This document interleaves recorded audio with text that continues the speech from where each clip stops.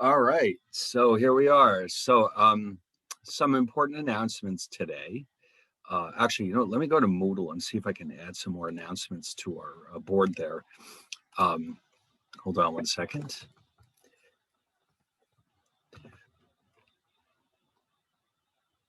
I don't want to forget about them, of course.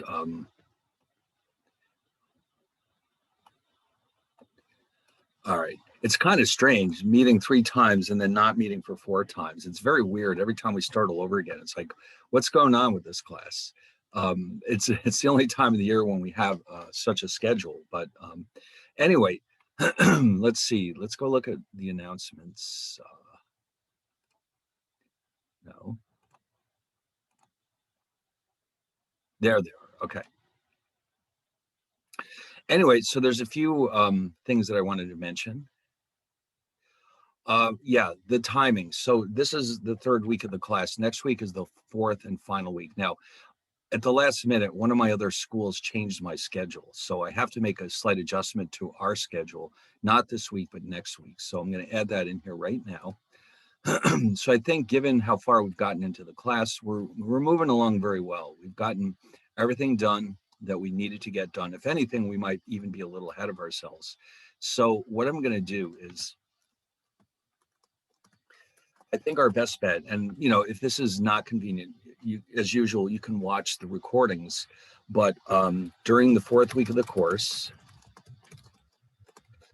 the week of, that should be the 28th. Yeah. I will reluctantly, I didn't want to do this, have to start at 9 a.m. instead of 10 a.m. I know, it's so early. And then finish at 10:30.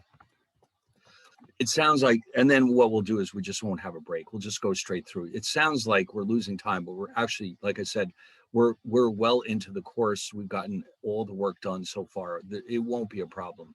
We're definitely not going to miss anything. If anything, like I said, we're a little bit ahead of where we need to be. So I think if we have 3 last sessions next week of an hour and a half each with no break, that should be more than enough to cover the material. Because basically, what's going on is we're going to do 8 today.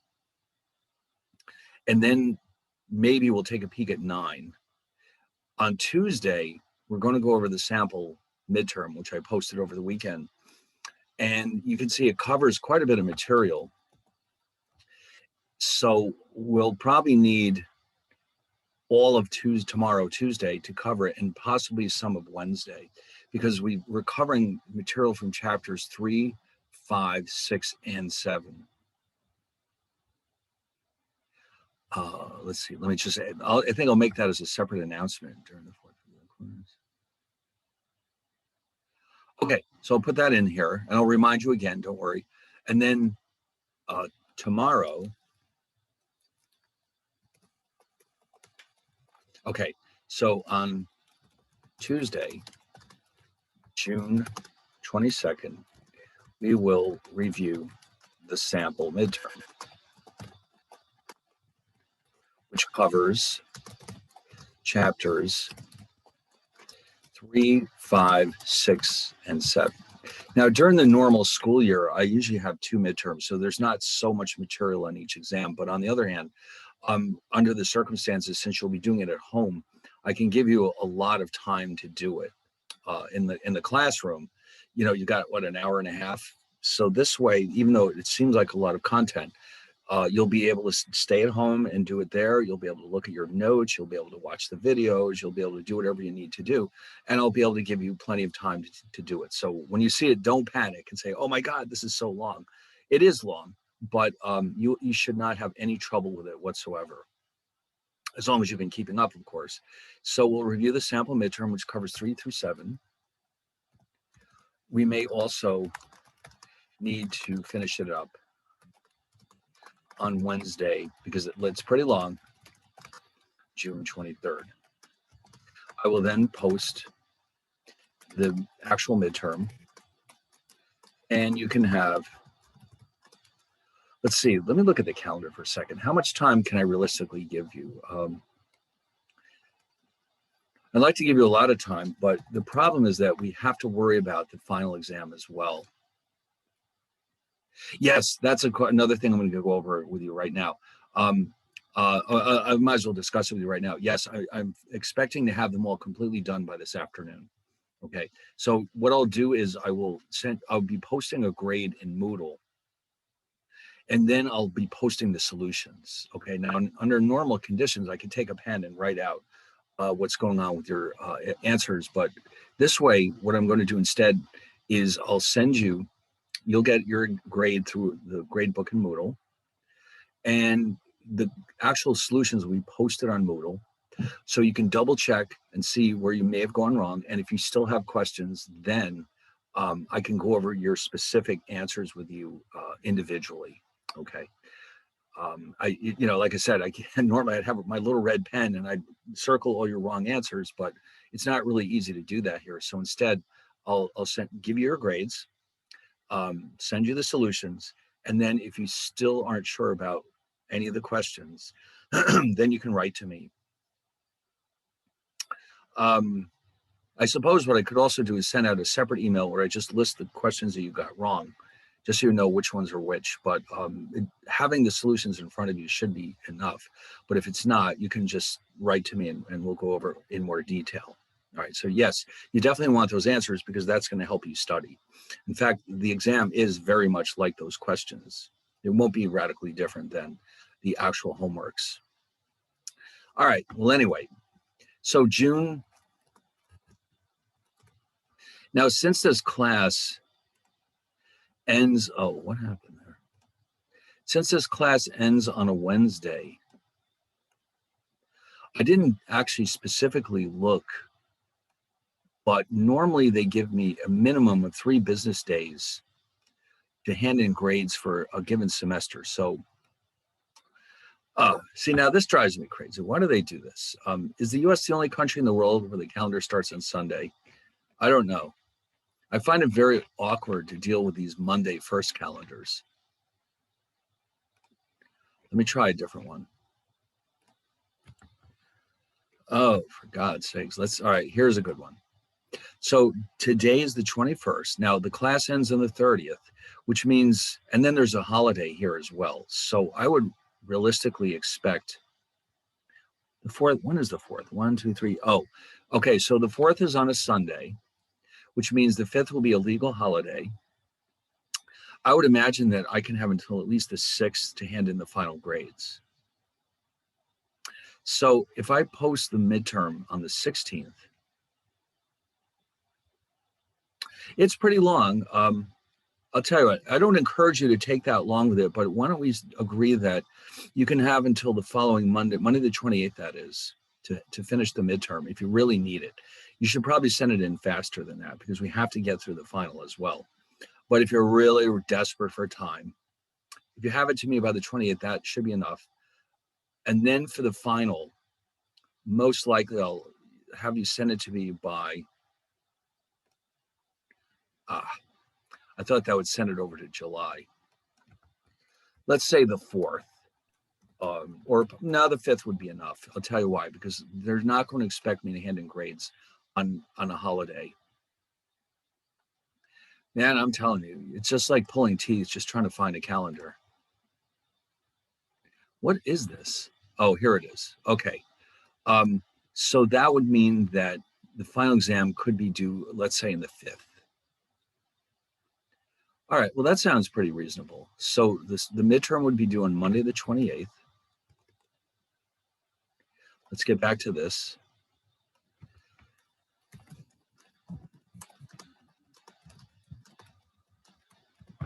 Okay, so that should take care of that. So we'll go over it Tuesday and Wednesday, maybe. And then I'll post the actual midterm, and then you can have what amounts to basically, oh, wait a minute. Oh, did I miscalculate something? I thought I was giving you all this time. No, maybe not.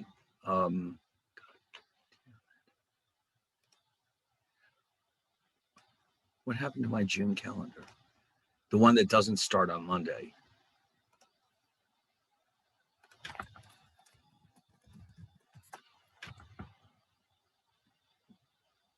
This one. Well, I guess they're gonna make us buy this water bottle, whether we like it or not. So, all right, I think I was I guess I forgot that this is the 21st. Well, yeah, all right. I thought I was giving you a lot of time. I see now that I was mistaken about that. But still, from the 23rd to the following, let's say, all right, let's do it this way. The midterm can be due on Wednesday the 30th. How about that? That is a full week. I was miscalculating before, so let's change that. You can finish it up on Wednesday the 30th.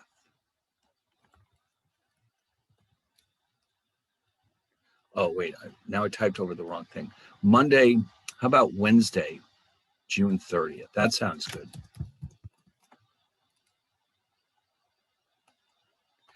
Okay, so we'll have, let's do this again. Tomorrow we'll go over the sample midterm. We may have to spill over into Wednesday with it. Then we'll start something new. Then I'll post the midterm. You can have to Wednesday the 30th. Okay, that sounds like a plan. That's a full week, including a long week, including a weekend. And then the final exam, while we're on the subject, the final exam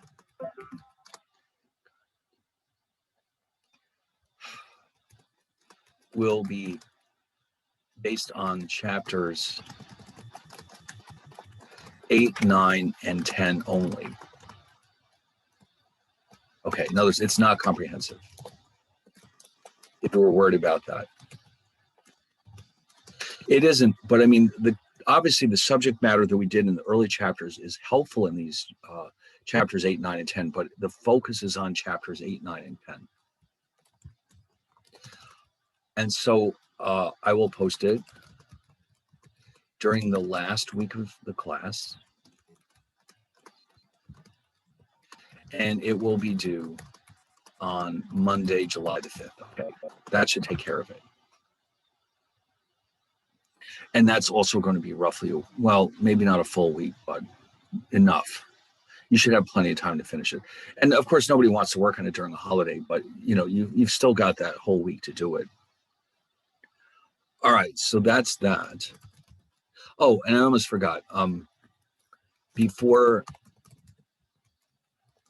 we have the final exam, we will go over a sample final, probably in the last day of class.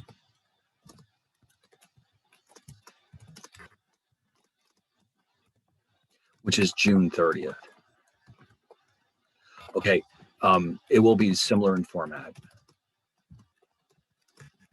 to the actual exam. Okay, and then one more thing, just in case it's not crystal clear,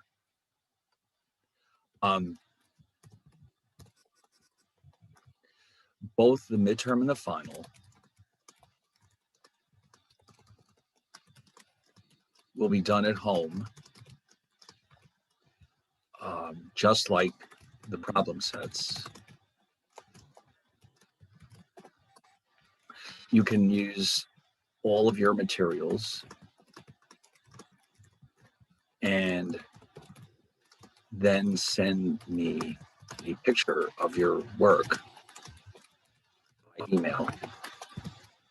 Okay, so in other words, just in case there's any doubt in your mind, what you're doing exactly the same thing you did with the problem sets. You're just working it at home, using whatever resources you need, except each other, by the way. I hope that's clear.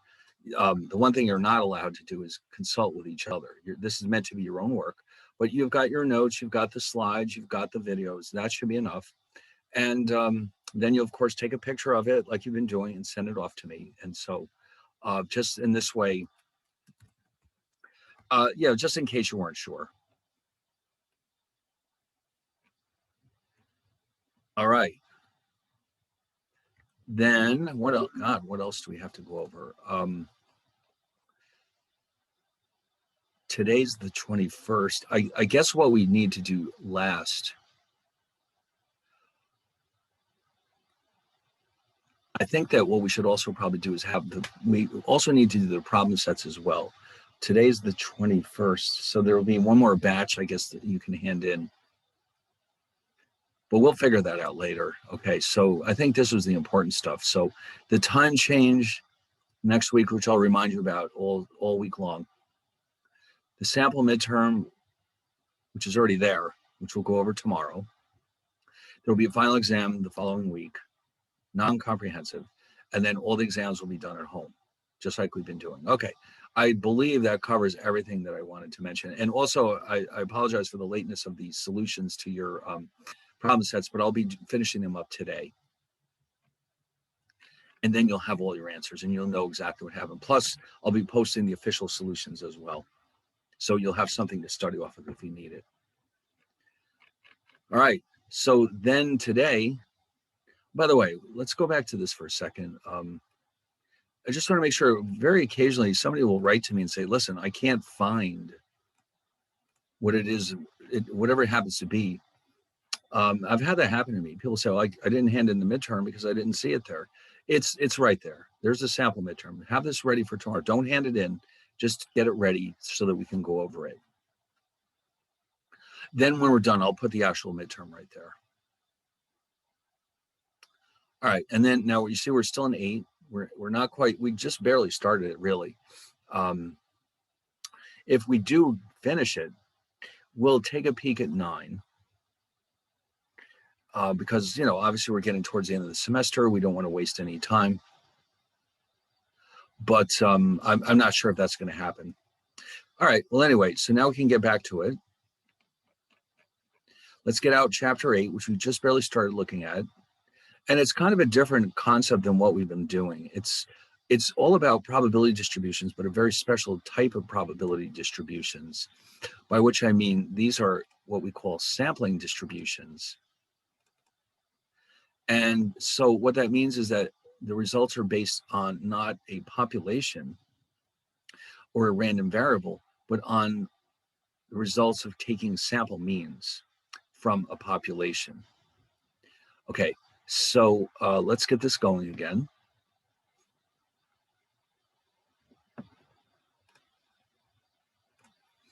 Today's the 21st. All right. So just a quick review, sampling distributions. Sampling is a branch of statistics. As we know, samples are what we normally use instead of populations, simply because it would be far too time consuming in most cases to examine an entire population. Instead, we resort to samples, but with the understanding that the samples that we choose have to be a good reflection of the underlying population. Otherwise, the results will be meaningless. Okay, so it's a branch of statistics in which the properties of a population are estimated from samples. Now, as I mentioned, there's several different ways of choosing samples. We will focus on the so-called simple random sample, where each element is equally likely to be chosen. And that gives us some very convenient properties. And so I mentioned a few cases where we have actually done that. We have a class of 16 people.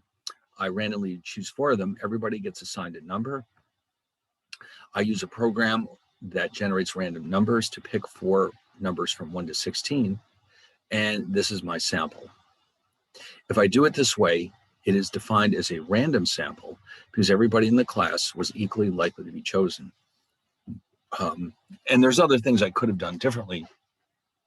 I think I mentioned this one too. Suppose that what I did instead was I broke up the class into freshmen, sophomores, juniors, and seniors, and I randomly picked 1 from each. Well, then it's no longer random because you're imposing a certain structure on their sample, which is guaranteed to produce 1 person from each class. That's not what we're doing here. For some applications that might be useful, but here the important detail is that everybody has the same chance of being chosen.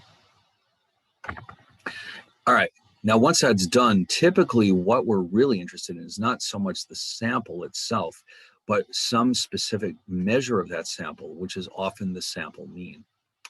In this chapter, we'll be focusing exclusively on this. Well, actually, no, we have at the end, we're going to be looking at something a little different, but we're going to start with the sample mean.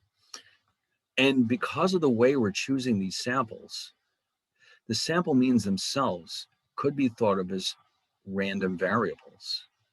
Why? Because the experiment consists of calculating all these different sample means from our population. And the range of possible values for these means is known to us in advance. We also could figure out in advance the likelihood of each of these samples being chosen. So we can create a probability distribution from the sample means. And so that's what this chapter is all about. We're creating a separate type of probability distribution based on the means of the samples that we have chosen. The properties of these sample means are a little bit different than what we're used to seeing. So really, there's only one or two key ways in which this is different than what we did in previous chapters. But one of the nice features of this is that everything we do here is based on the normal distribution, which we're already very familiar with. Okay, so briefly, I just want to remind you, we define formally the words parameter and statistic. A parameter is a summary measure of a population, such as the population mean and the population standard deviation. You also remember when we were looking at graphs of the binomial distribution and the Poisson, we use that term to represent the measures that we need to know to characterize those probability distributions. So in other words, for Poisson, lambda, which uniquely characterizes the distribution, is called a parameter of the distribution. It means that's one of the measures that uniquely characterizes it. But then the key word here is statistic, which our whole course is based on, formally is defined as simply a summary measure of a sample. So X bar, the sample mean. S, the sample standard deviation. These are defined as statistics. Okay, now, this is one of those rare classes where you don't know right off the bat what the name of the course actually means. This is what the word actually refers to, summary measures of a sample. You know, it's not like English, where it's pretty clear when you walk in the door what the course is all about, or history. Here, you have to wait a while to find out what the word statistic actually means. Now, of course, the purpose of calculating statistics is to estimate these parameters. So in other words, X bar is used to give us an estimate of what the true value of mu is. We don't know what it is. If we did, if we had our population data, we wouldn't need any of these other techniques. It's because we're dealing with samples that we need to use all these statistical techniques to help us understand what's really going on with the population. All right, now, here's that case again with the samples and the students. We pick 4, and each time we have a different sample mean. So if we did this enough times, as you can imagine, I could create a histogram from these means, and I would have a probability distribution. I think that we were thinking about actually doing this in Excel. I'm not sure if we have time to do this, but I think you get the idea. If I keep choosing over and over and over again, each time I'll get a different sample mean. And at some point, I can gather them together and create a histogram. So I'll tell you what, I'll draw you a little picture, what it would look like. You might get, for example, remember the vertical axis is the frequency. The horizontal axis is the category, X bar in this case. So let's say that I have, this bar represents anything from, let's say, 4 to 6. And then we have 8, 10, 12, 14,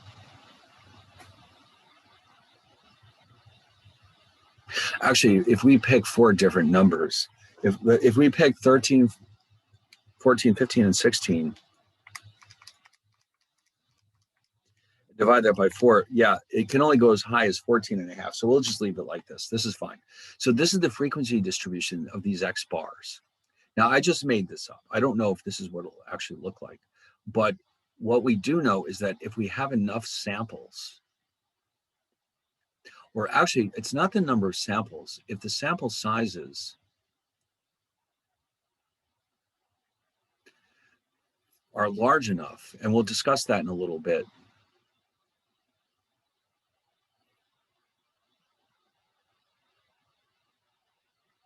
the resulting sampling distribution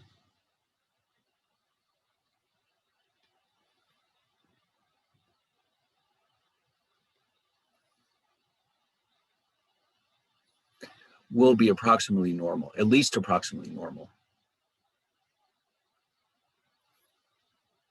In other words, it may not be perfectly normal, but it should be reasonably close.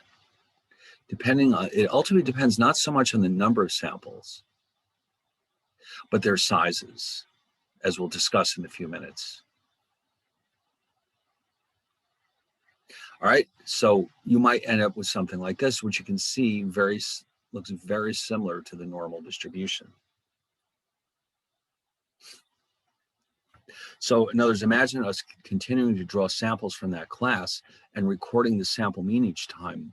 At the end, you create this histogram to represent their distribution, and it should look very similar to the normal distribution.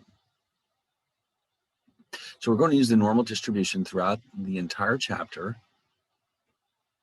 And so now I did something similar to this. This is another set of random data, which I completely made up. What if I decide to check out the ages of people that I meet in the mall? I randomly choose people and I say, hey, you, how old are you? And of course, I assume that they're telling me how old they are. They're actually telling me the truth. Now, this table, what does it represent? In the first sample, I have 5 people, and these are their ages. Okay, so I'm walking around in the mall. I'm randomly picking 5 people, and I average out their ages, and then I do it all over again. Okay, in group 2, my average age turned out to be 55.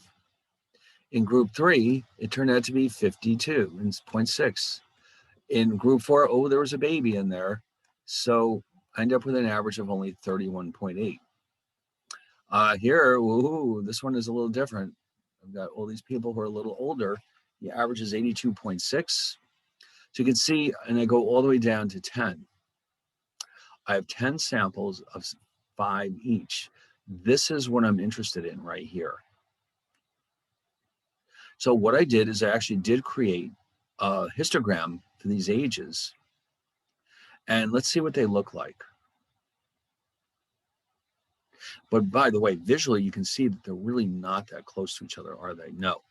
We've got as little as 19.2 and as much as 82.6 and everything in between. So if you look at this thing, you're seeing that it's not really that normal, is it? It's getting a little normal-ish. It's not really the normal distribution. Now, the reason why it doesn't look that normal is because the sample size is only 5. Okay, that's kind of a small sample. So you don't realistically expect to see a normal distribution. Now, if you notice too, in each case, I've got a range of ages, 10 to 20, 20 to 30, but these are all means. These are not the actual ages. These are the means. And so you can see that it would be a bit of a stretch to think of this as normal. But what if I change the sample size to something bigger? Now, the logic is this. If I've only got 5 people in a group, there's a pretty decent chance that the next group will have a very different mix of ages. There's only 5 people. It would be easy to imagine picking 5, let's say these are all retired people. And in this group, these people are either just out of college or they're still there and there's some children in there. So it's not that strange to see a very big spread between a sample size of 5 and between samples of size 5. But if I chose a larger group, the probability of them being very different from each other will be much lower. In other words, imagine myself walking around the mall and picking 100 people at a time. The chances of them all being very old or all being very young are much smaller than when there's only 5 people in the group. So what that means is when we have a larger sample size, these means should be much closer to each other. Okay, and so what I did was I ran through it. I didn't show the chart here, but this is what I ended up with. And if you notice now, the bars aren't really very spread out, are they? Compared to this one, because the sample size is 20. And so even though this isn't really normal either, it's a lot closer than the last one. And if I keep increasing the sample size, eventually I should have something that looks very close to the normal distribution. Now, I'll give you a helpful hint here. The cutoff point that we assume will guarantee us the normal distribution is usually taken to be 30. Once we hit a sample size of 30, we will assume that our distribution is normal or close enough that we can justify using the normal distribution. Now, we're going to introduce, this is important, that you have seen this idea before. A lot of what you're seeing here comes from this very important theoretical result in statistics. It's called the central limit theorem. Now, whenever you see in math or statistics the word theorem, you know this is important. It's like alarm bells are going off. You're like, oh my God, this is important. So what does this thing tell us? There's actually 2 conditions under which we can justify assuming normality for these X bars. Number 1, if the samples are chosen from a normal population, then the X bars are guaranteed to be normal too. So then we have nothing to worry about. The sample size could be tiny and we would still end up with a normal distribution because we're choosing them from a population which is known to be normal. So it's not possible for the samples to be anything other than normal. Okay, it has to be normal because already the data itself is normal. This is where the theorem is very, very helpful. If the population is either not normal or we don't know if it's normal, we can still justify using the normal distribution as long as the sample size is at least 30. That's what it takes. If the sample size is at least 30, it doesn't matter what the underlying population was, X bar will still be normal. In fact, this is so important that I'm going to color it in, just so you don't forget. 30, that's the magic number, 30. Okay, 30. Now, the reason for that is so complex that we're not going to actually try to discuss that because it won't make any sense to you. So we're not going to waste a lot of time trying to understand why it has to be 30. It's just, let's just say that we'll take their word for it for now.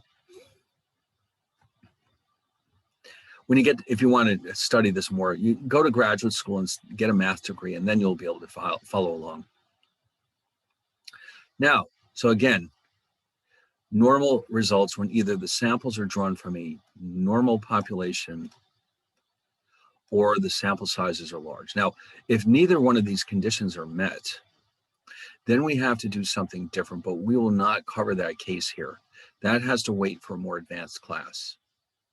But for our purposes, we're going to always assume that one or the other is true, and therefore we can go ahead and simply use our normal distribution.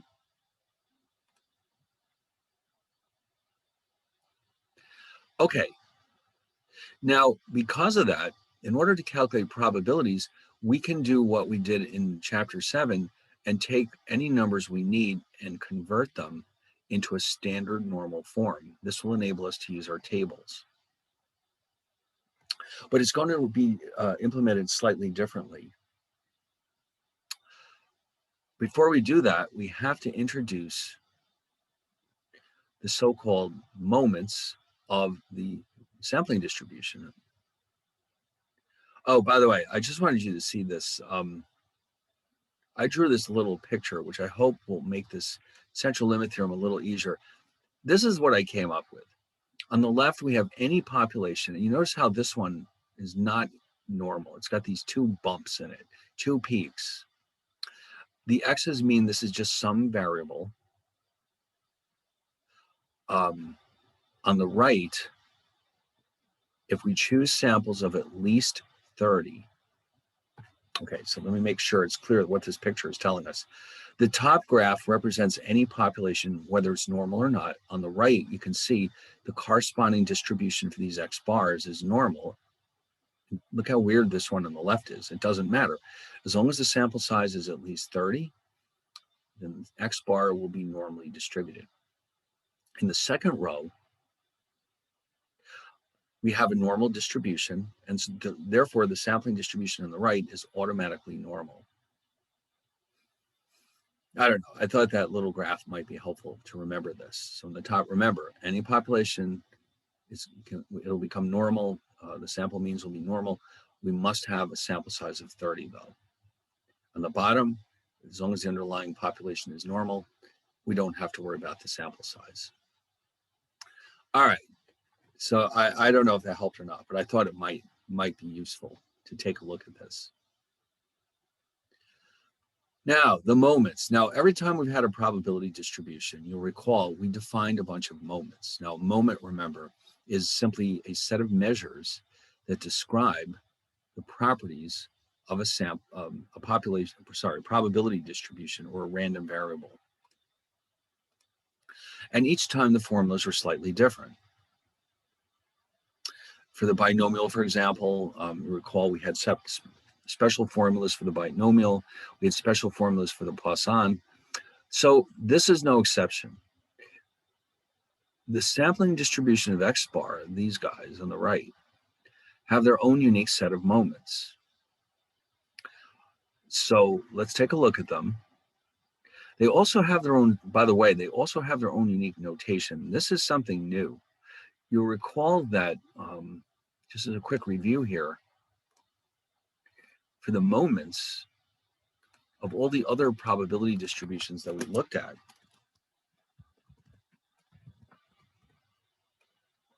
we were thinking about three. The first one, the mean or expected value, which of course is the same idea. Remember, up to this point, we always wrote it as E of X, or it also could, in principle, be represented as mu. The variance is just simply sigma squared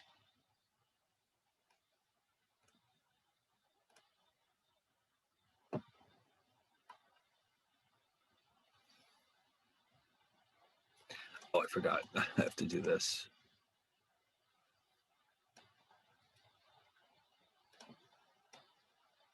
And then the standard deviation.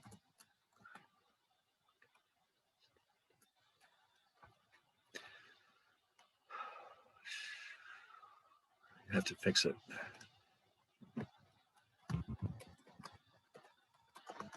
And that one's just sigma. So we have slightly different notation in our next discussion. For a sampling distribution, so, all right, let me mention this here. The notation used for discrete and continuous random variables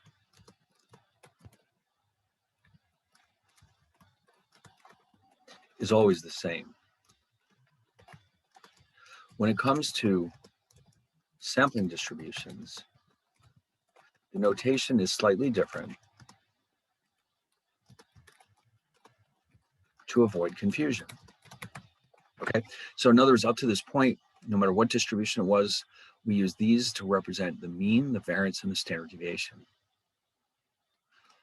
Here, the notation is slightly different, but it's not that different, not different enough to be confusing either. In fact, all they've done here is, watch this, the expected value or mean of the sampling distribution of X bar, they've just added a little subscript. Mu X bar, sigma squared X bar, sigma X bar. The X bar is just a quick reminder that this is a sampling distribution. But there's one wrinkle here. And this happens all the time in statistics. There's often multiple names that mean the same thing. The standard deviation of a sampling distribution is often called the standard error. I don't know why, but that's just the way it is. Again, I think the idea is to avoid confusion, to make sure you know which one you're talking about.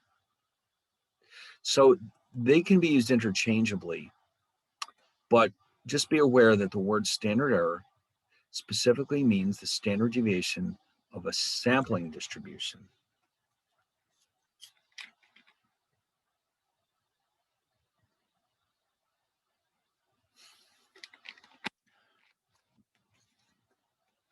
Now, the next thing we have to introduce are the formulas. Now, again, like I said, they're formulas. They're always formulas for these moments.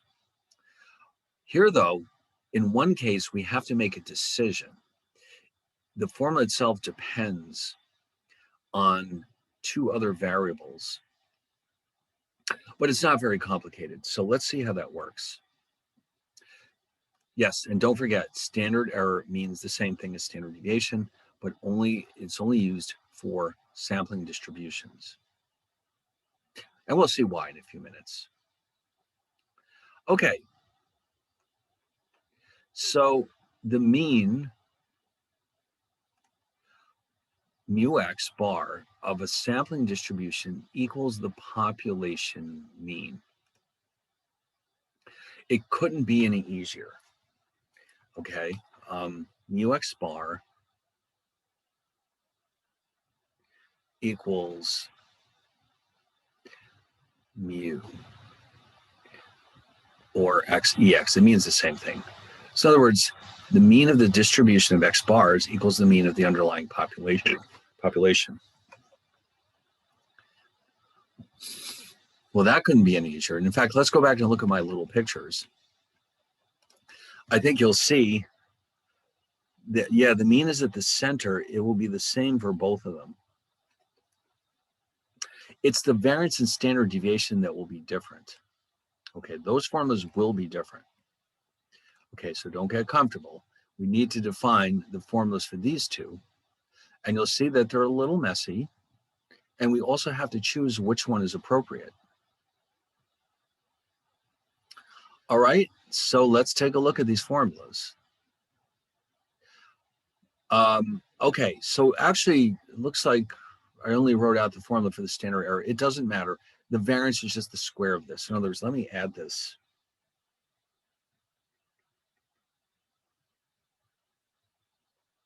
These mean the same thing. Here's the thing, though. Now, what we have to decide here is how large is our sample compared to the population. If the sample size is less than or equal to 5% of the population size, we define this as a small sample. And this is the corresponding formula. And if you notice, it looks like it's going to be the same as the population, but then all of a sudden we have to divide by the square root of the sample size. Ah, how interesting.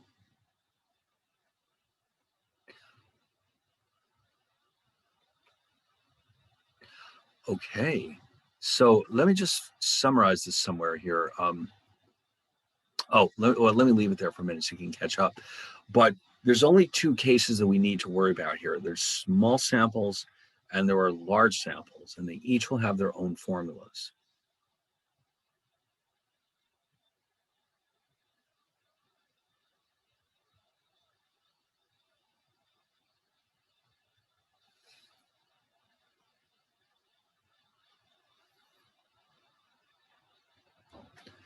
Okay.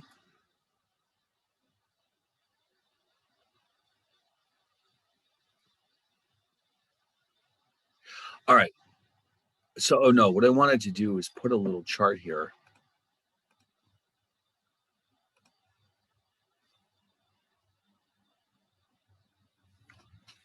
So a small sample. Now, by the way, when we say in this case, small means small relative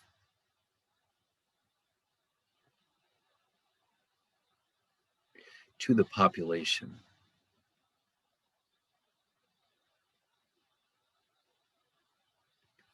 Means that the sample size is less than or equal to 5% of the population size. Now, remember early on, we defined lowercase n to be the sample size and capital N to be the population size. I did mention at the time, why are there two separate variables here, capital and lowercase n? Because we'll run into cases where we need both of them. And we have to have a way of telling them apart. By the way, here, sometimes it's easier to think of this as the ratio of the sample size to the population size is at less than or equal to 5.05 or 5%. Now, this is only applicable to sampling distributions. In the previous discussion with the central limit theorem, those sample sizes were what you would call absolute sizes. In other words, the only thing that matters is the size of the sample. Here, we're dealing with the size of the sample compared to the population. So there's no absolute measure here of what we mean by small or large. It all depends on that relationship.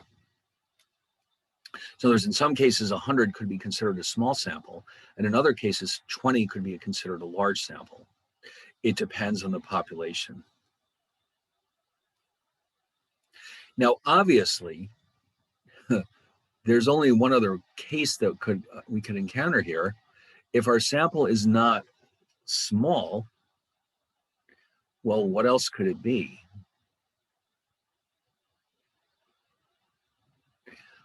Large relative to the population, of course.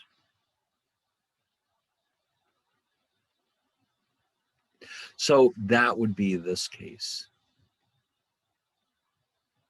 Or we could think of it as the ratio as n over capital N.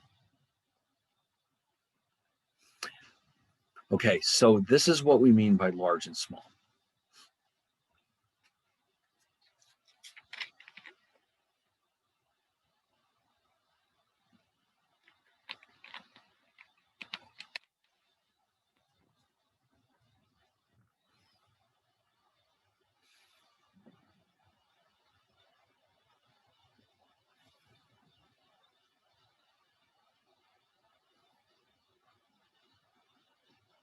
Okay, now that that's been determined, remember we've already determined that with a small sample, this is the formula for the standard error or standard deviation, where the corresponding variance is simply the square of this. Okay. What about the case of the large sample? How does this formula change? We need to add another term to it. Oh, now that's a bit messy. Well, and of course that implies that the variance is this.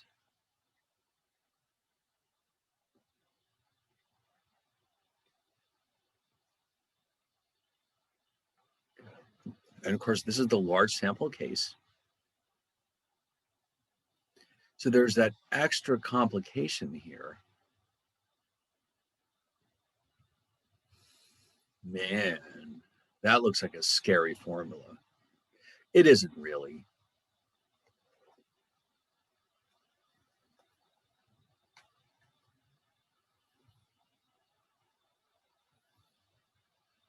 All right. Now, this term has a special name in statistics. And I'll give you a minute to catch up.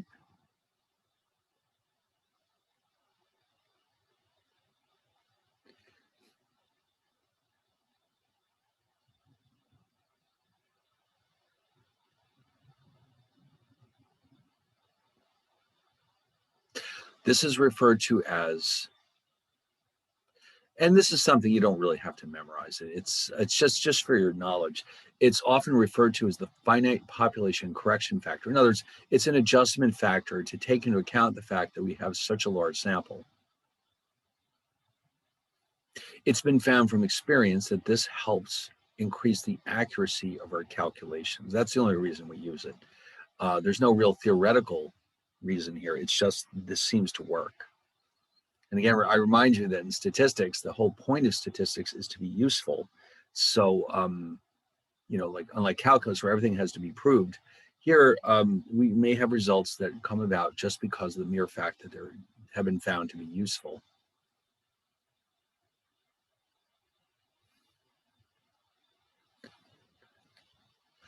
All right. So now I put together a little chart here. Good.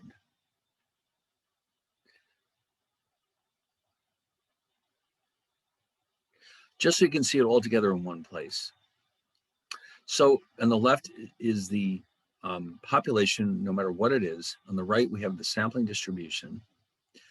And so we have the mean. The population mean is mu.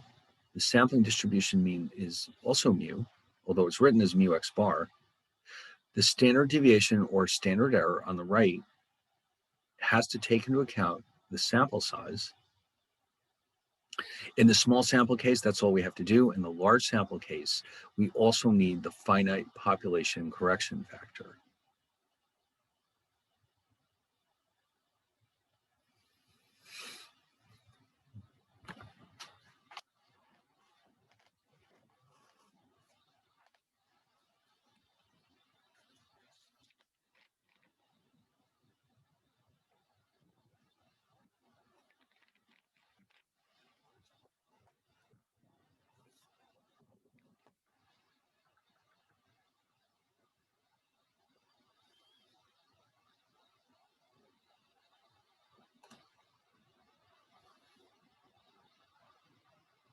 All right. And by the way, down here, you can see I've written those same measures.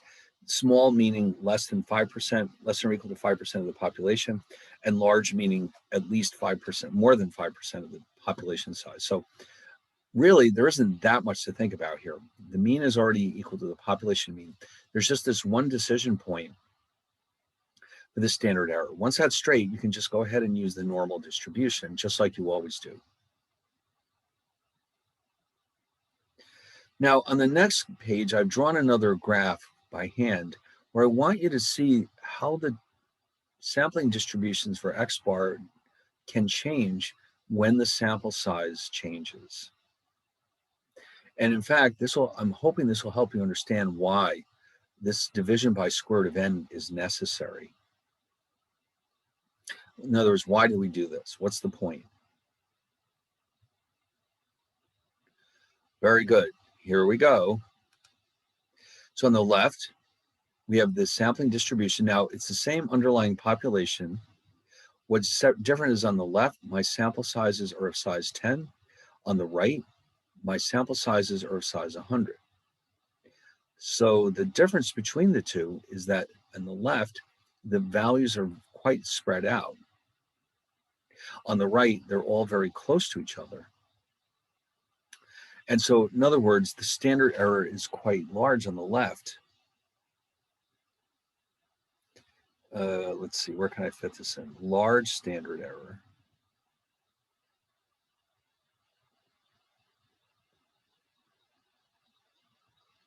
And this one, of course, has a small standard error. You can tell because the bars are very close to each other. And the only difference, like I said, is the sample size.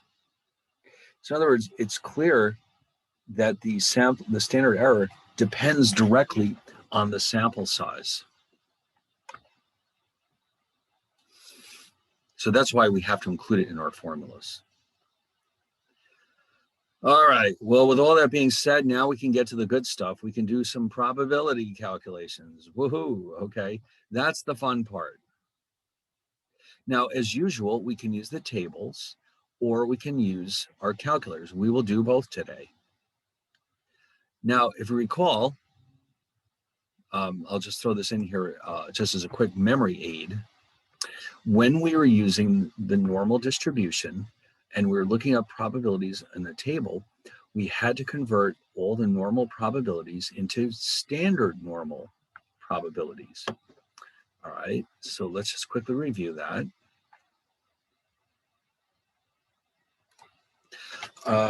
So let's say you have X is normal or normally distributed.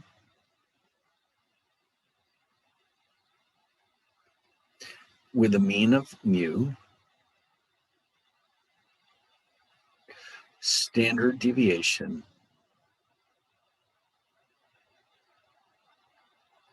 sigma. And so here's your X, it's normal. The center is mu, let's say this is mu plus sigma.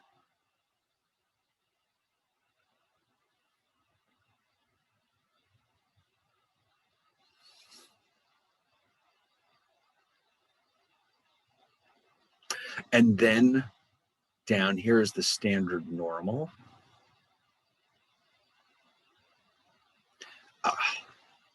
You know what I can do? I can cheat a little bit here. I think I can copy this. It's all right. I'll just draw it. And so down here, this is standard normal, or Z.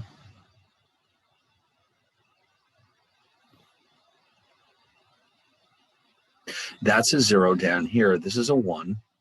This is a 2. This is -1. And this is -2. So that's how we go back and forth. And the conversion formula, as you recall, was Z equals X minus mu over sigma.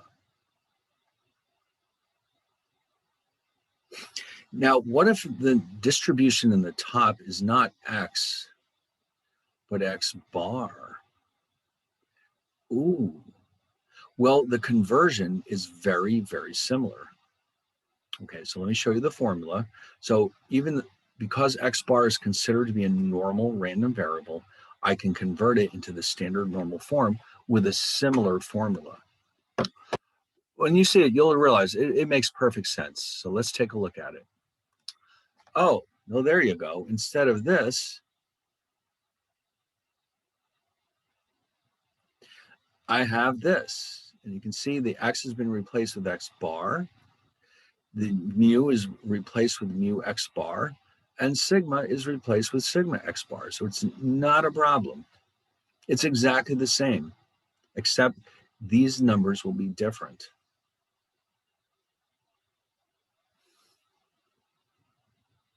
Now, by the way, again, this is not absolutely necessary unless you're using the tables. If you're using your calculator, I'll show you how you can actually avoid this altogether. But just be aware that this is what's happening when we calculate normal probabilities for a sampling distribution. All right, so here, we're going to have an example. And we're going to do all the calculations from start to finish. And let's say that we have the following scenario. We have a population which consists of stocks. 10,000 stocks. This is a hedge fund. They own a lot of stocks. A hedge fund is basically an organization whose purpose is to essentially gamble with rich people's money. What they do is they go out of the way to find risky investments that will either make tons of money or else they'll get clobbered. Because sometimes when you have that kind of money, you start to feel like gambling a little. But anyway, so the population consists of 10,000 stocks.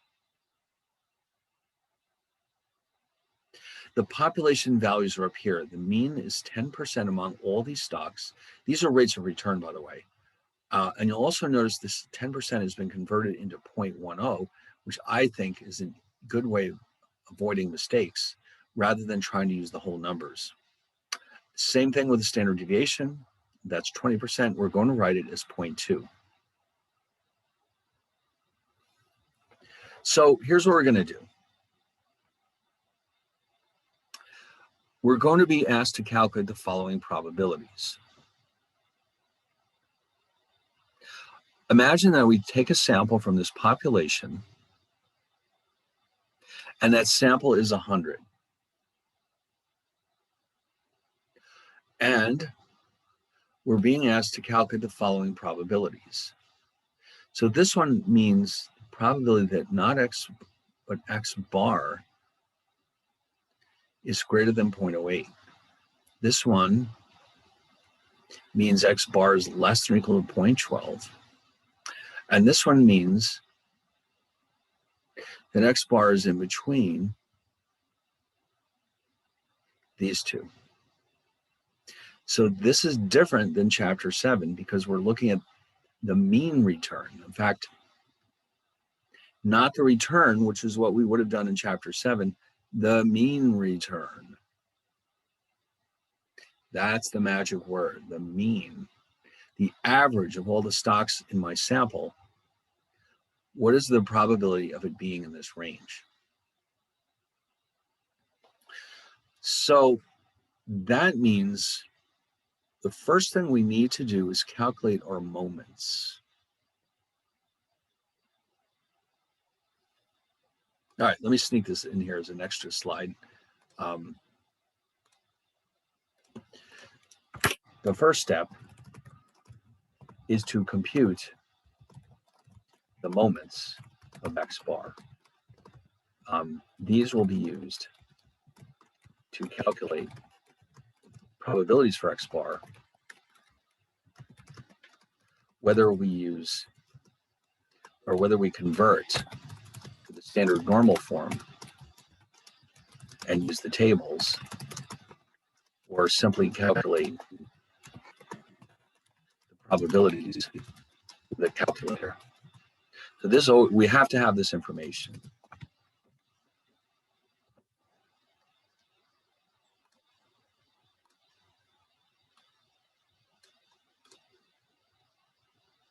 So in other words, specifically, we need mu X bar and sigma X bar. We don't really need the variance. That's not actually coming into our formulas. It's enough to just calculate the mean of X bar and the standard error. Now, if you notice, the ratio of the sample to the population is only 1%, which means we can think of this as a small sample, and we can use the simpler version of the standard error formula. In other words, we do not need this finite population correction factor. So those are the two values that we need to calculate first. Once we have those, calculating the probabilities will be exactly the same as what we did in chapter 7. And I'm sure you'll be glad to hear that because that was not very difficult, was it? No. So let's see. I've got the mean is 10. So on the left, I have this really bizarre distribution for X. Now, if you notice, remember, they told us that the central limit theorem says that you must either have a normal population or a large sample size of at least 30. We do have that, okay? It doesn't specifically say here that the returns of these stocks are normal. So that means the sample size has to be at least 30. If not, we cannot carry on with this problem. So since that's been satisfied, let's say this is really bizarre looking set of curves is our distribution for the stocks. But because of it's such a large sample size on the right, you can see what the sampling distribution looks like. It's not only normal, it has the same mean of 10%, but if you notice here, To get to the standard error, we had to divide the standard deviation by the square root of the sample size of 100. And so this is 2% now. Not 20%, but only 2%. So in other words, the spread between all the means is very much smaller than the spread between the actual stock returns. All right. Now, like I said, once those are done, let's start with the tables. Okay. We're going to convert each of these into standard normal values, and then we're going to use that information to come up with our probabilities. Okay. So this is the formula that we'll be using. In each case, we'll subtract 10% and divide by 0.02%, or sorry, 2% or 0.02. Okay. So let's see how that works out.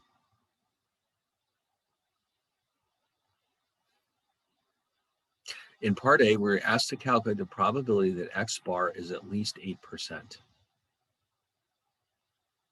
So in order to convert that to the standard normal form, we'll use the formula I just showed you. We're subtracting the 10% and we're dividing by the standard error. So this is the equivalent of the z-score being at least -1. And you can see them down here. The one on the left is X bar. The one on the right is Z. Now you can see I've already looked up the answer for you, but let's see where that came from.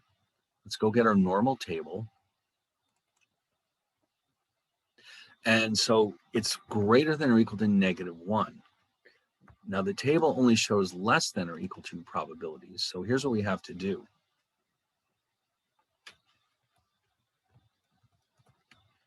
The -1 is way down here somewhere.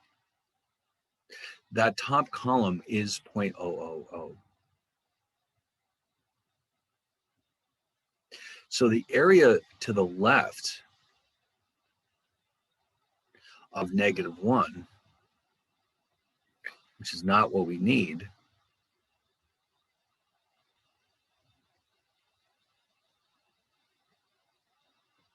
is 0.1587, which implies that the rest of this, as we saw in the last chapter, is 1 minus that, or 0.8413.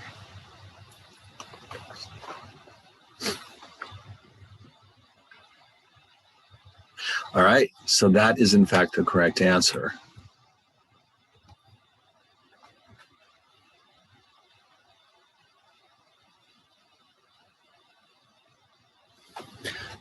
Okay, now what if you decided to do this on your calculator without converting to the standard normal form? Well, here we go. Now actually what I did here, this is using the calculator for the standard normal version. You don't actually have to go through all this trouble. But it's true that this is in fact 0.8413.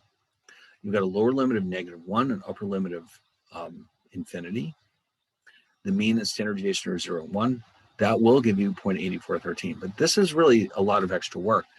If you're going to use the calculator anyway, you don't really need to convert to the standard normal form. You can use the original values.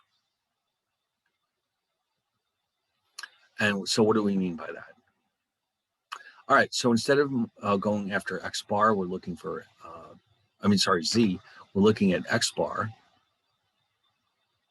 Okay. So remember that this is the probability that X bar is greater than or equal to 0.08, and the mean X bar is 0.10, and the standard error is 0.02. So down here, you've got the lower limit is 0.08.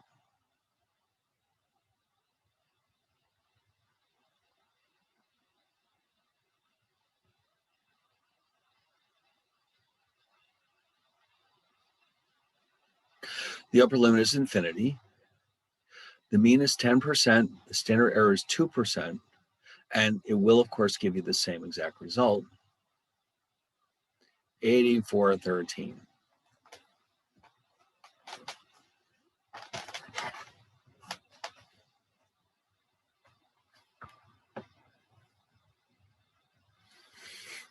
Okay, so you've really got three ways of doing this. You can use the tables.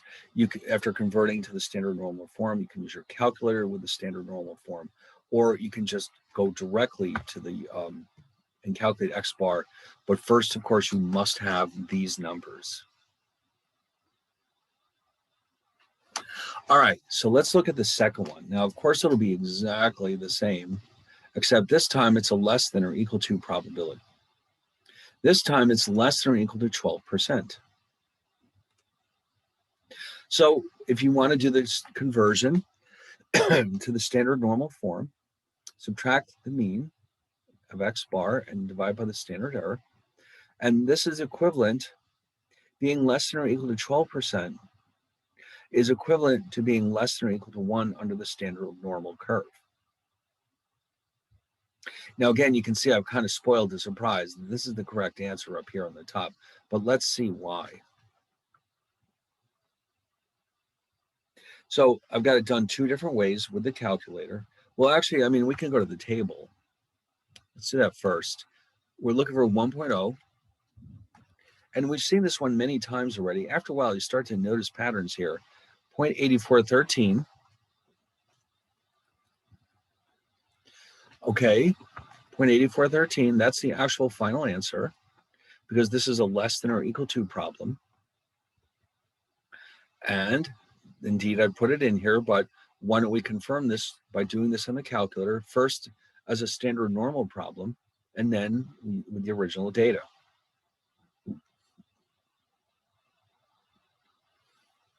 Okay. So in the next slide, I have the instructions for using the calculator with the standard normal version, meaning less than or equal to 1. And we've all done this before. This is negative infinity. In fact, we're getting pretty good at this stuff.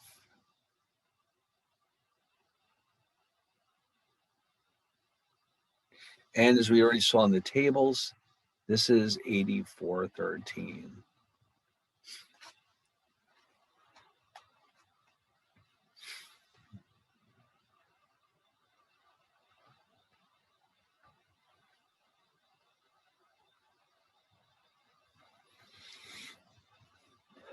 All right, then we'll try it with the original data, less than or equal to 12%.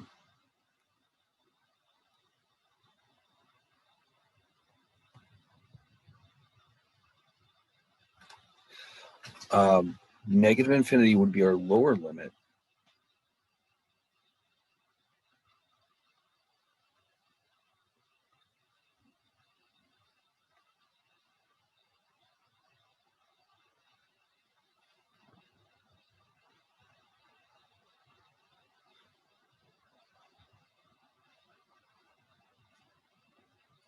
And remember from before, this is mu x bar.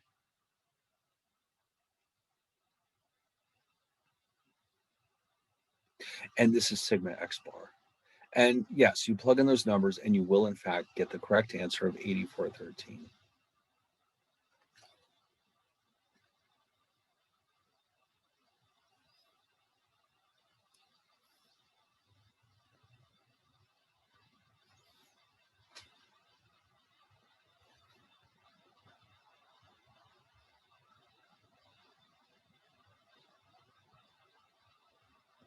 All right, there's one more, part C.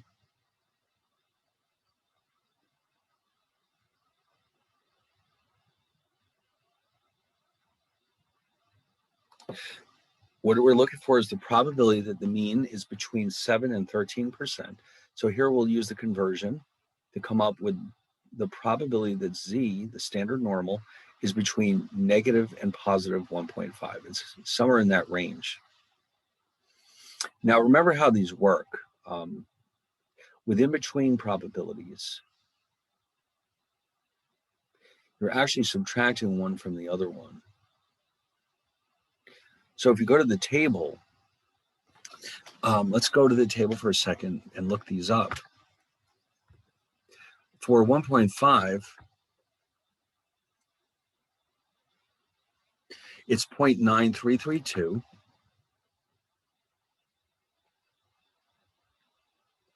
And for negative 1.5, let's go to the negative table. And it is right here, 0.0668.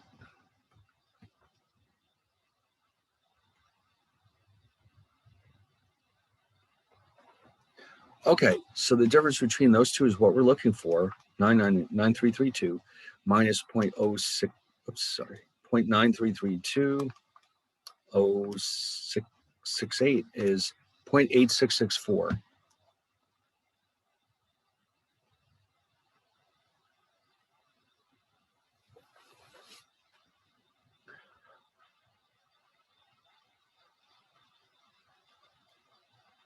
All right, so once again, we've got two ways of going about this in the calculator. We can use the standard normal values.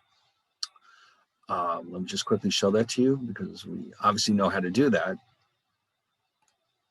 So we're looking at the range between plus and minus 1.5.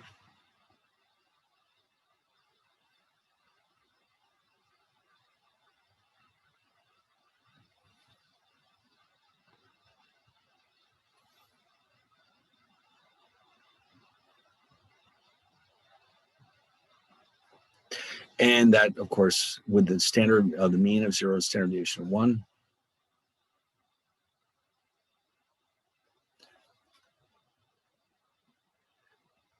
Okay, or else we can use the original numbers. Again, there was the probability of being between 7 and 13%, where we calculate the mean to be 10% and the standard error to be 0.02 or 2%. All right.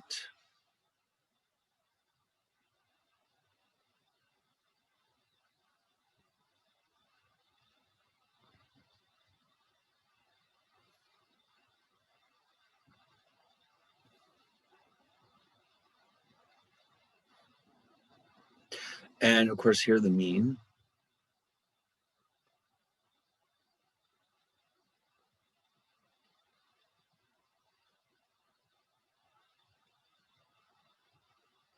And of course, the same answer results.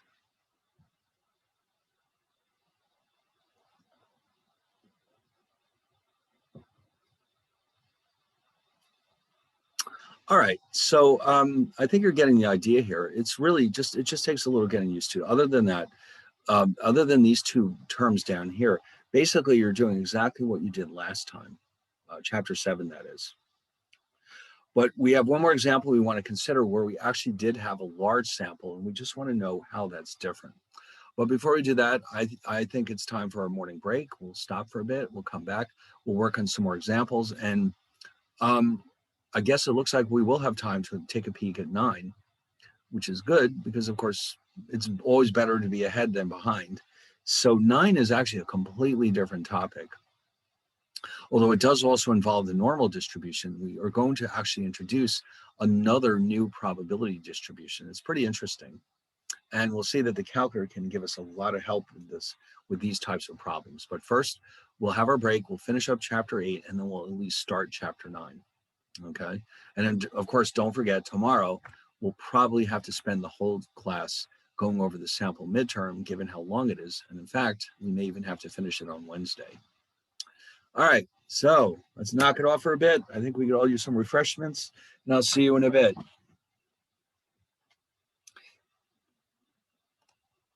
Okay.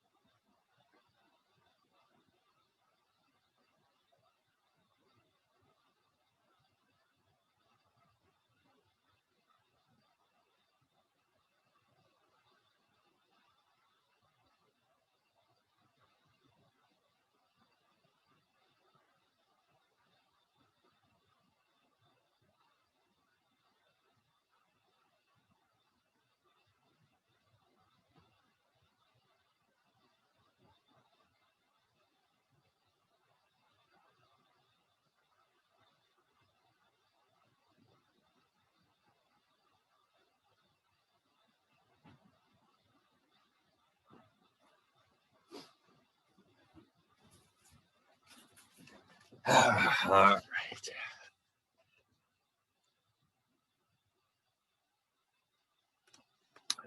All right, here we go. Let's look at another example. This one's different because this time there's going to be a large population, a large sample.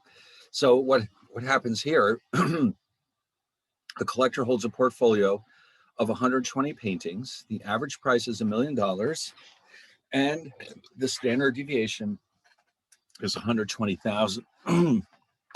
So capital N is 120. Let me just summarize these down here at the bottom. The average price, the population mean is $1 million. Boy, wouldn't that be nice? And the standard deviation for the entire population is 120,000. Now you can see this is a very small population. No matter what sample size we choose, there's a pretty good chance that it will be considered large relative to the population of 120. So the sample size turns out to be 10. And you might think, well, that's still kind of small, but it turns out that 10 out of 120 is actually 16.7%, which is well above 5%. And so that means even though there's only 10 paintings in the sample is still considered to be large because it's more than 5% of the total population. So in this chapter, the size of the sample is always thought of in terms of how big is the population. Now there's three probabilities here that we want to calculate. Is the mean greater than $1 million, less than 950,000, and somewhere between 975 and 1025. Now, the only piece of information that's missing is our standard error. We know the population mean and the mean of the sampling distribution are the same. This is the part we have to deal with next. So that means we have to make a decision, although we've already kind of figured it out. The sample size is large this time, more than 5% of the total of the population. So guess what we're going to do? This part never changes. The mean of the sampling distribution is always the same as the population mean. But now, oh, here we go. We've got our finite population correction factor. We must have it because we have such a large sample relative to the population. So once again, it's the finite population.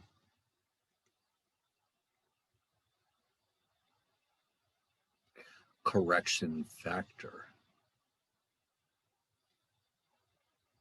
So now it's a little bit more complicated. When you plug in all the numbers though, you'll end up with approximately $36,484.14.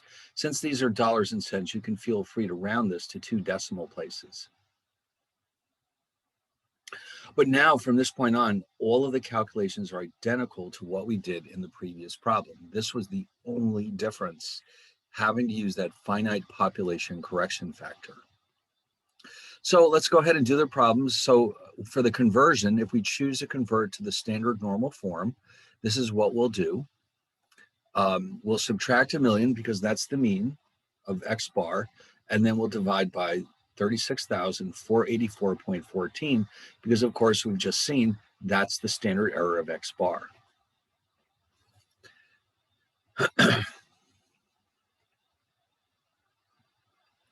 All right, so the first question, as you recall, was the probability that the sample mean is greater than or equal to $1 million. This one is a little bit of a trick question. I'll show you why.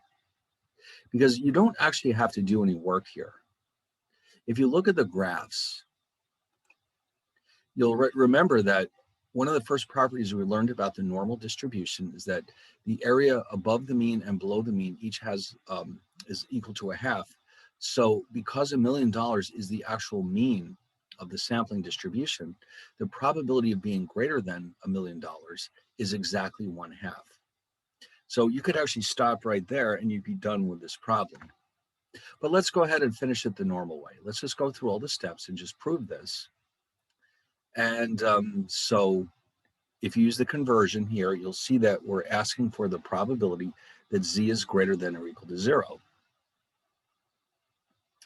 If you go to the table, what you'll discover is that in the upper left-hand corner is 0, right here.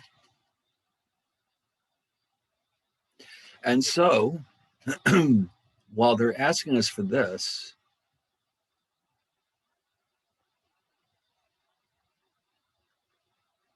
the table tells us that this probability is a half.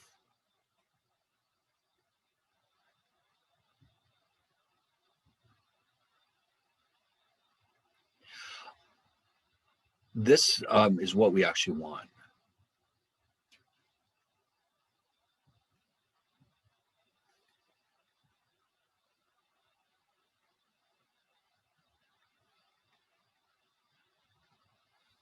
It's also a half. Okay, so we're actually done here. Okay. So remember, this is one of the key properties, the normal distribution. But we can also do this a second way. So here it is with the standard normal form. Now, by the way, on this calculator, when you do calculate the probability that z is greater than or equal to 0, you'll run into a very trivial rounding problem. You might be surprised that the calculator is actually going to give you an answer of approximately 0.499999, which you can round to 0.5. And the reason why this is happening is because this second 99 is not really infinity. It's a very large number, but it's not really infinity. So that's why the calculator is doing this. But you can feel free to round it to a half.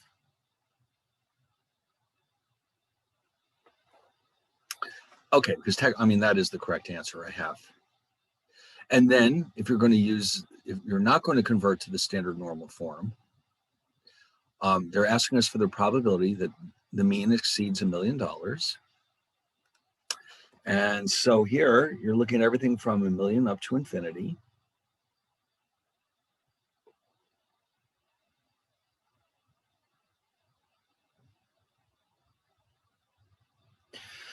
And the mean, remember from before, the standard error, sigma x bar, is 36,484.14. So once again, the calculator will come up with approximately a half, 0.499999, et cetera, et cetera. So you can go ahead then and round it to 0.5.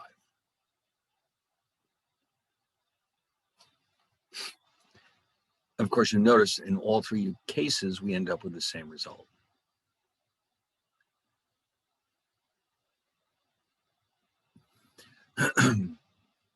All right, well, that was easy. Now, the next one is the probability that the mean painting in our sample is less than or equal to $950,000. All right, let's take a look at that. And if you use the conversion, z equals x bar,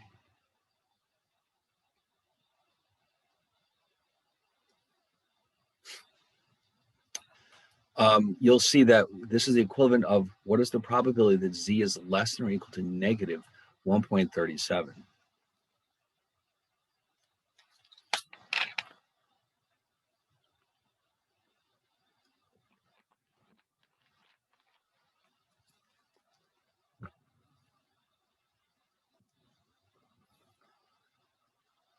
Now, if you go directly to the table and look under negative 1.37, where would that be?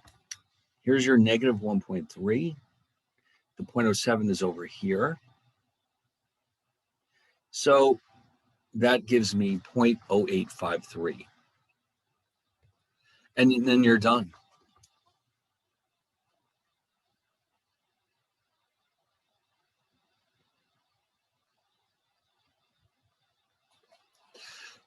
Or alternatively, we can go to the calculator and use the standard normal data, and you'll see that you'll get the same thing, of course.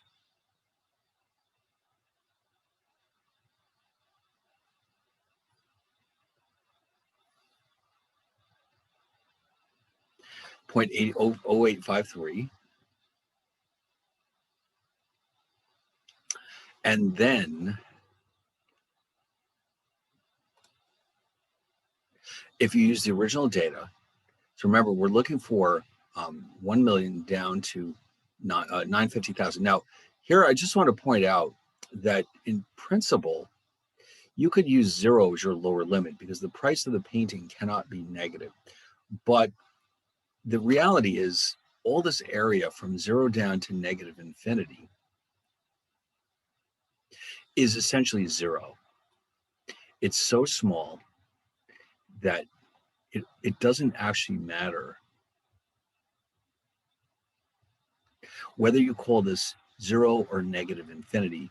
You'll end up with the same result. And you can see that, in fact, that's exactly what happened. So because it's numbers, prices, theoretically, you should leave it at 0. But if you leave it at negative infinity, it makes no difference because the area in here is so small. In fact, I'm going to go to my calculator right now and figure out what that area actually is. And you'll see it'll be tiny. So let's see, what are we looking for here?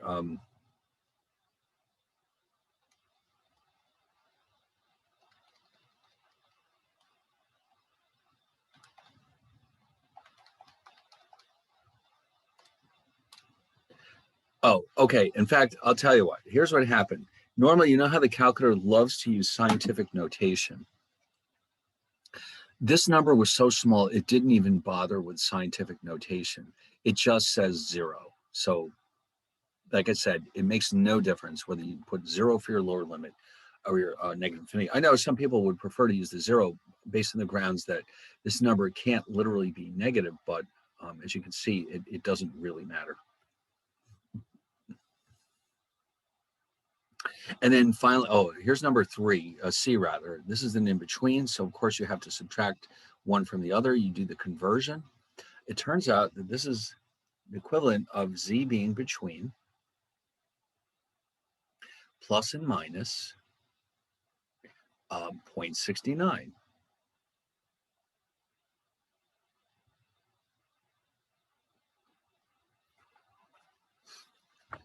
So we know how to deal with that. If you're going to use your tables, what you want to do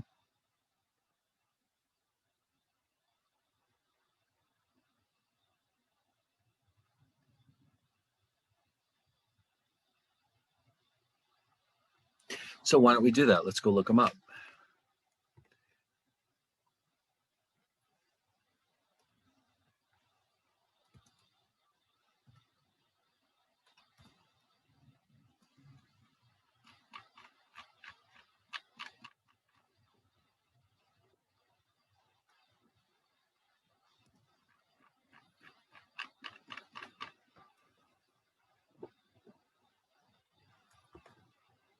So the 0.69 is here, 0.6 combined with 0.09,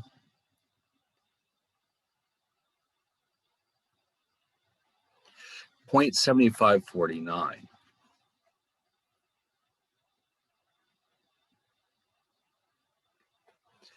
Okay. And then on the negative side of the fence, we need the combination of negative 0.6 and positive 0.0. This is actually negative up here. It doesn't say it, but it is. And then this is 0.2451.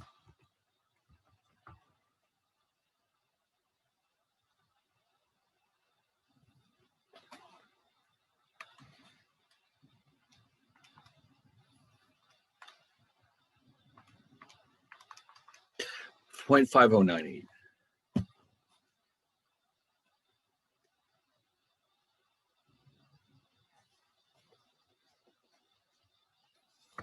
Okay, so let's go do the calculator now. Here we're using the standard normal version.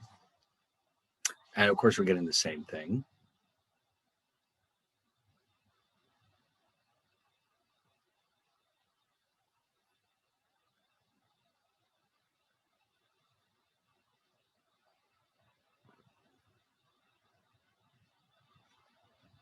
And that adds up to 0.5098.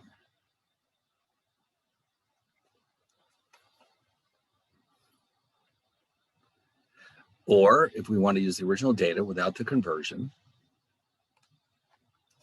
this is everything between 975,000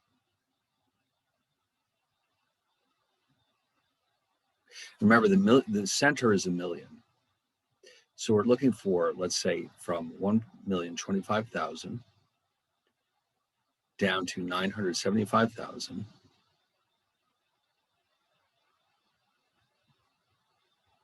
And of course, don't forget, this is the standard error that we calculated earlier. This is the mean.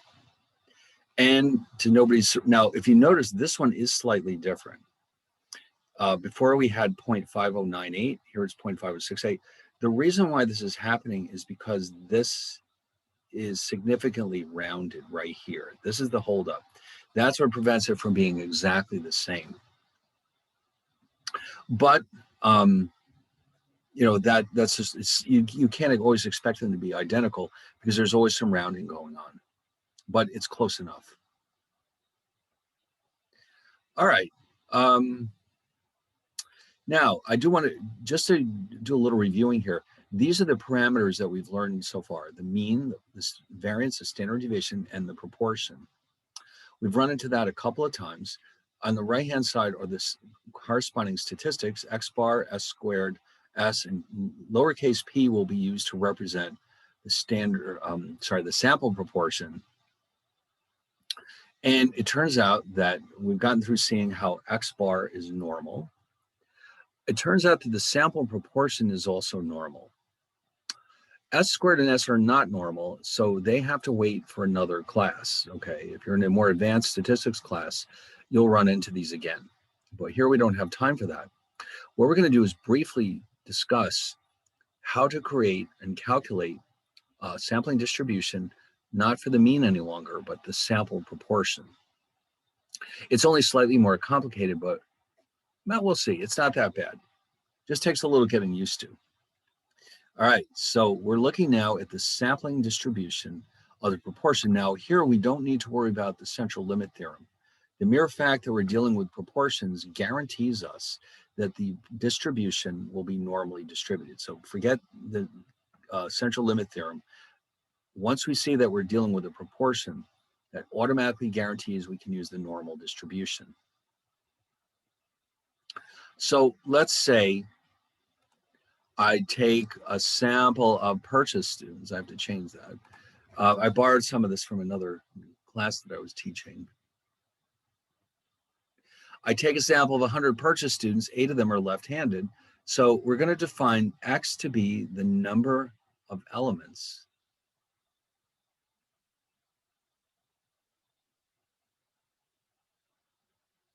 with a given characteristic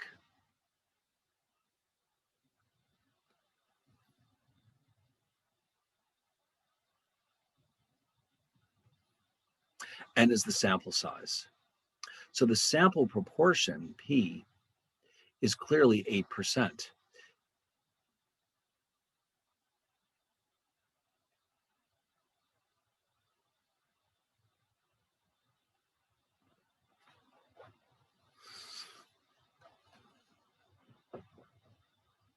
So 8% of the sample, not the population necessarily, but the sample, is left-handed. Now, what we can do is use this information to calculate probabilities for the number of lefties being having certain values.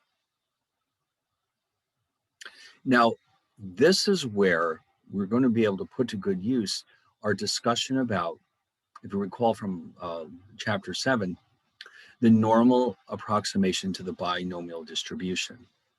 And the reason for that is because within the sample, this actually could be thought of as a binomial experiment if we're just checking each student and finding out if they're left-handed or not.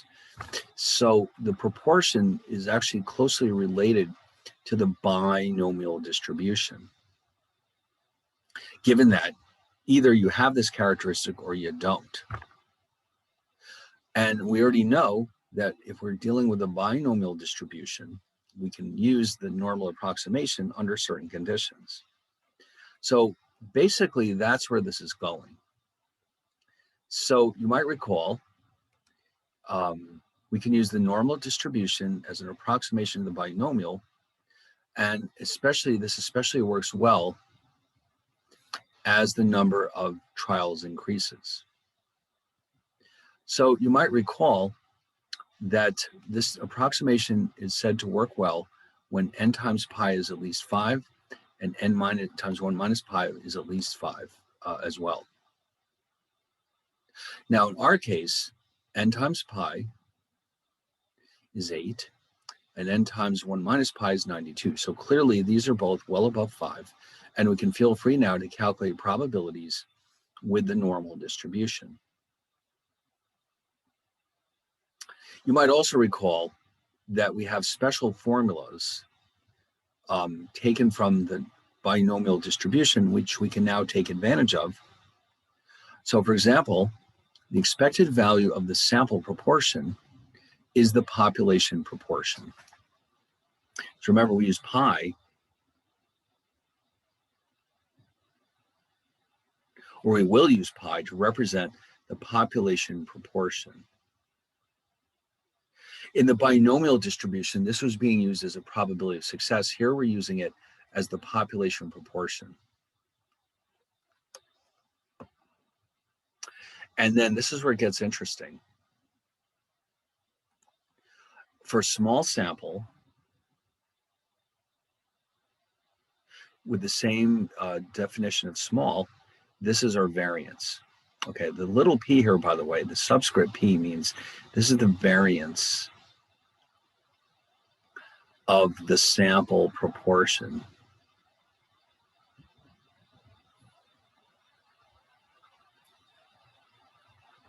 Just like sigma x bar squared was the variance of the sample mean.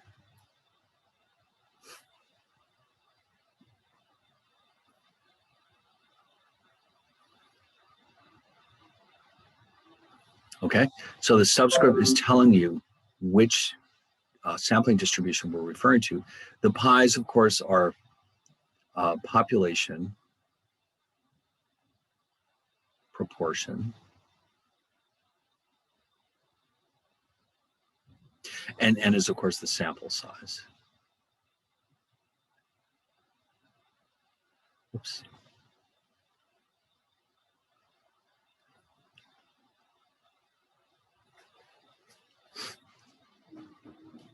All right, now that's the small sample case. The large sample case requires an adjustment, just like we did before. And so this is what it looks like.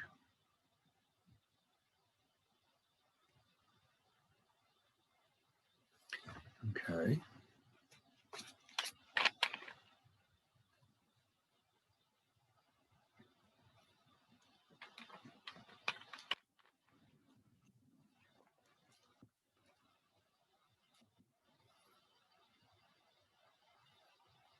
All right, then of course the standard deviations or standard errors are simply the square roots. So in the large sample, small sample case, therefore this is what we do. This is the small sample case. And in the large sample case, we have our finite population correction factor.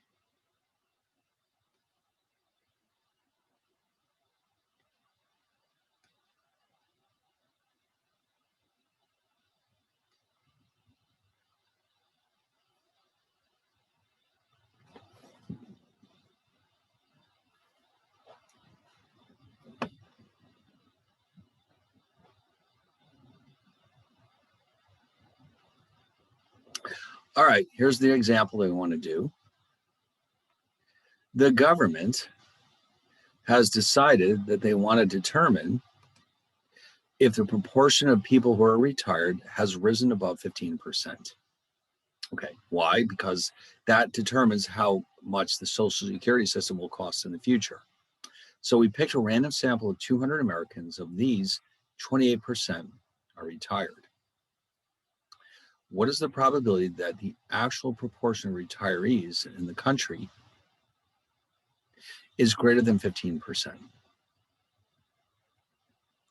Now, remember, we introduced this new variable, x. X is the number of people who are retired in this case. So this is X. This is the sample size. Oh, by the way, in a case like this, the population is so large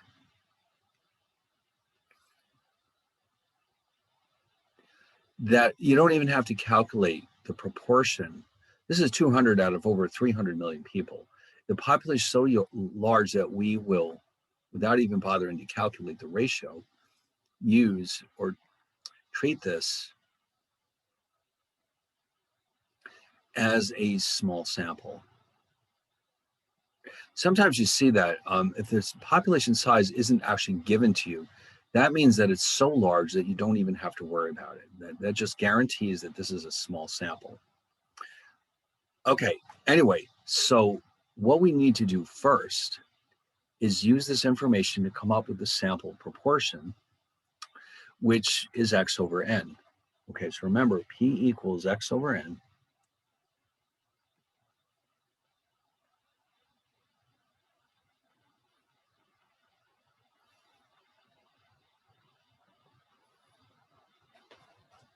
Okay, so now we need the moments. And this is exactly the same as what we saw before with the standard sampling distribution of X bar. The moment, this one is easy. We're assuming, this is our best guess, we're saying that if in our sample 14% are retired, we're basically claiming that the best estimate of the population is also 14%. Now, notice we're assuming implicitly, though, that we've chosen the sample correctly. It is a true random sample. Otherwise, we can't even lean on this assumption. So we think that it's around 14, but we'd like to know the probability that it might actually be above 15%. So we need that standard error. We'll start by calculating the variance. And that's going to be 0.00664.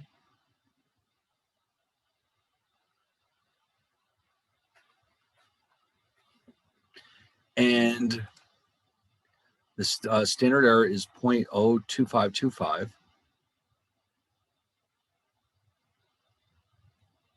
So let's do some probabilities. We're doing the conversion here, converting it to standard normal.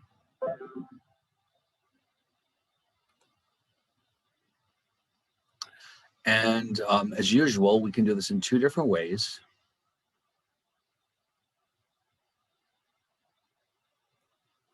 So we're going to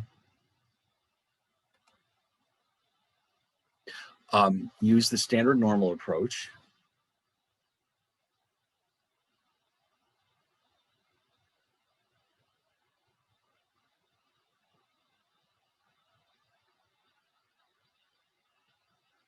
To come up with 0.3446. Okay, if we use the original data, we're going to have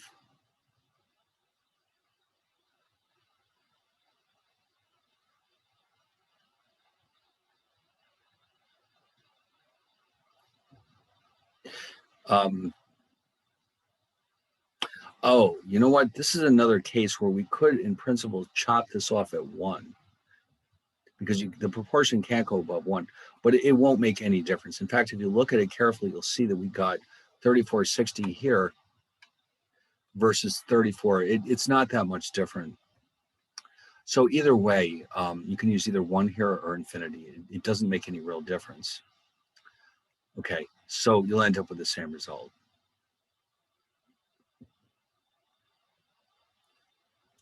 All right, so that's that. So the focus of the chapter is really meant to be more on sampling distribution for X bar, not so much for the proportion. So I'll tell you what, since it's only 10 after, I want to at least introduce chapter 9. It's a very different chapter, just to get some basic concepts done. So what we're going to do is introduce some basic concepts from this chapter. What we're looking at here is something called confidence intervals. What exactly is a confidence interval?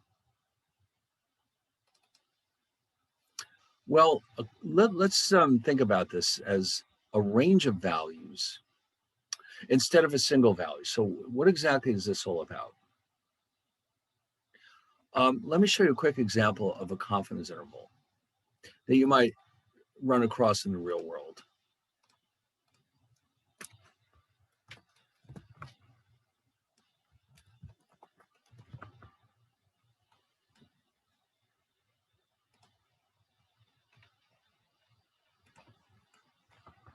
Okay, suppose that you want to determine the average length of time that it takes to get to school each day. So let's just say that every day for a month, you write down the time that it takes to get to school. The sample mean turns out to be, let's say 30 minutes. Okay. Now, that's probably a pretty good estimate of how long it takes, but some days it can take significantly longer to get to school, and other days it can be quicker. Like some days there's a lot of traffic, other days maybe for whatever reason there's hardly any traffic. Some days there might be construction, which is lengthening it out. So you could say that, well, let's say you look at the numbers. Suppose you determine that 95% of the time, the actual commuting time is between 25 and 35 minutes. So you know that the average is 30, but the vast majority of the time, it actually is somewhere between 25 and 30 minutes. So the 30 minutes is the sample mean. This is known in statistics as a point estimator, a very technical term, because it is a single value. So in other words, if you tell me that your average time is 30, that's important information. But it doesn't give me any sense of how much that can change from one day to the next. And that could potentially be very important, because if you're going to a test, let's say, and you know that the vast majority of the time it takes between 25 and 35 minutes, then realistically you should allow 35 minutes to get to school just in case something goes wrong. You don't have that kind of information here, but this interval is giving you that additional information about how much uncertainty there is associated with your sample mean. So that range, the interval from 25 to 35 minutes with 95%, so that covers 95% of the cases, is known as a 95% confidence interval. It not only shows the average time needed to get to school, but provides information about how uncertain the sample mean of 30 minutes is. In other words, on any given day, how likely are we to be actually at 30 minutes? The interval provides us with a lot of information about that.